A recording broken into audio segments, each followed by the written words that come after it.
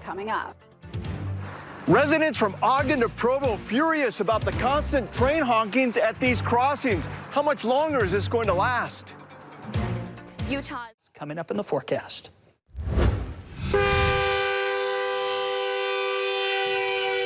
Yeah, a lot of you probably hearing that, right? Constant sound of train horns all along the Wasatch Front, and many neighbors upset and frustrated as well.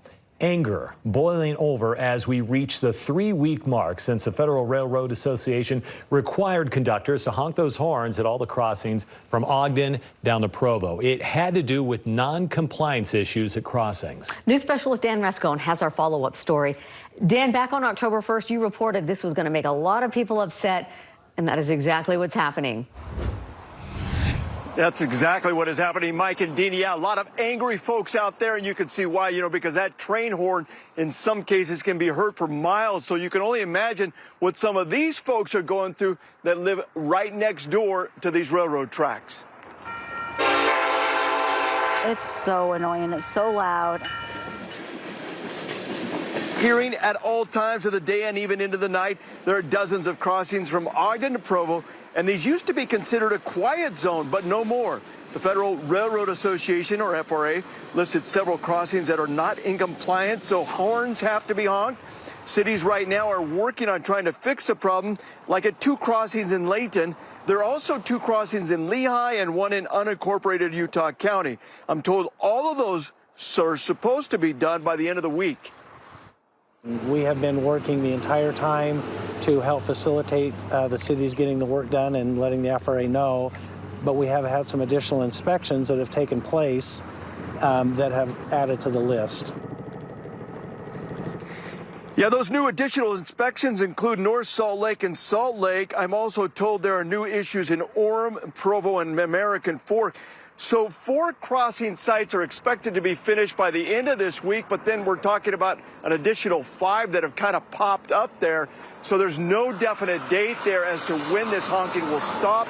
We'll have more on this coming up on KSL-5 News at 6:30. I'm Dan Rascone, live at 5.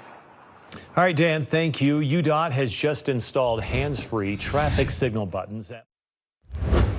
Salt Lake City's west side is getting a $500,000 boost. The Miller Family Foundation has launched a new grant program to help out the neighborhood. As with many areas along the Wasatch Front, West Side has seen a large number of developers creating new apartment buildings and other housing developments. Separate from this grant program, the foundation has contributed more than $3 million this year to a range of other nonprofit groups that work in the West Side.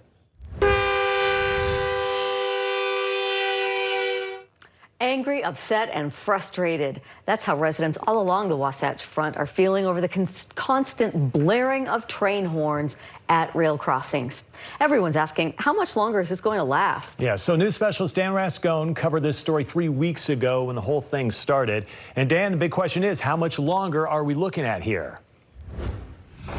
Good question. The quick answer is there is no definite date as to when this honking will stop. You can only imagine, especially those who live right along the railroad tracks, how brutal this has been. I'm freaking irritated with it. Talk to anyone near the railroad tracks, and they are just fed up. It's a huge disturbance. From Ogden to Provo, multiple times a day and night.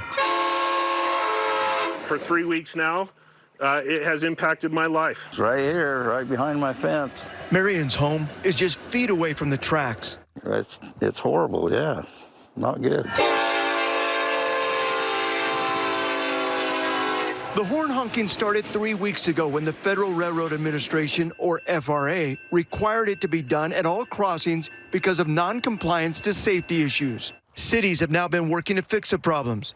5 sites are left, 2 in Layton, 2 in Lehigh, and 1 in unincorporated Utah County. Bryce Harderly is a liaison from Ogden to Salt Lake. We are asking the Federal Railroad Administration to allow us to provide some short-term remediation that could last until that construction has taken place. It has been frustrating. And Luke Segmiller is the liaison from Salt Lake to Provo. I want them to know that we're working on it as hard as we can, doing it as fast as we can, and we're collaborating and working together. We appreciate with UTA partnering with us, just like to ask them for their patience and just understanding that we're working as hard on this as we can. But until all are fixed, the honking will continue from Ogden to Provo. The way the system works is it's kind of an all or nothing. Cities tell me they're going to be contacting the FRA later this week once the issues are all fixed. But with some new issues popping up, there's no telling what the FRA is going to do. So still no date as to when this honking will stop. I'm Dan Rascone for KSL 5 News. That's hard to imagine, living right next to those Yeah, tracks. Thanks, Dan. All right, Dan wearing that short sleeve shirt. Wonder how much longer he can wear that thing, huh? One day. One more day. You get one more day before.